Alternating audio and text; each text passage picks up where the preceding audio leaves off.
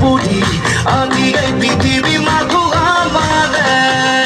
Nari bolare, nari batumi, kahe kahe, chori bohika, kamodare.